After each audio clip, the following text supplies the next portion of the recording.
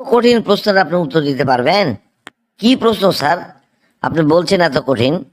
যে জিনিস নিজের নাম বললেই ভেঙে যায়, বলুন তো এটা কি হবে? যে জিনিস নিজের নাম বললেই ভেঙে যায়। না স্যার, এটা পারবো না স্যার। বন্ধুরা আসুন তো, উত্তরখানা ওনাকে জানিয়ে দিন আর পোস্টখানা শেয়ার করে দিন। আচ্ছা বলুন তো, যে মোটর চলে কিন্তু কখনো থামে না, সে কোন মোটর? বলুন কি হবে এটা?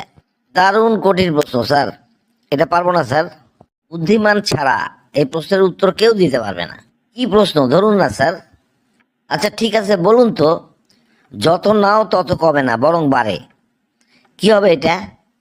না স্যার, এটা আমি কিছুতেই পারবো না স্যার। বন্ধুরা উত্তরখানা দিন আর সবাইকে শেয়ার করে দেখার সুযোগ করে দিন।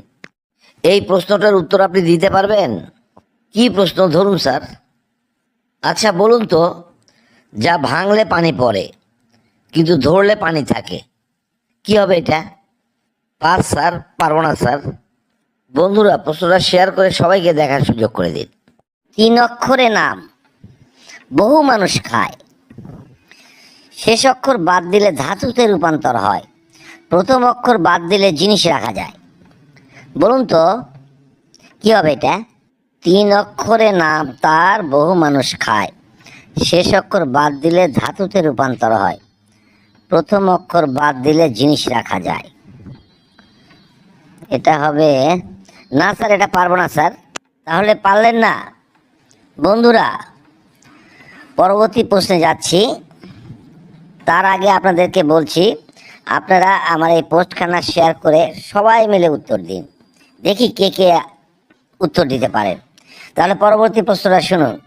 কাল আমায় মেরেছিলে, নরম ছিলাম আমি, আজকে আমায় মারো যদি, বুঝবে মজা তুমি। বলুন সবাই মিলে বলুন, এটা কি হবে?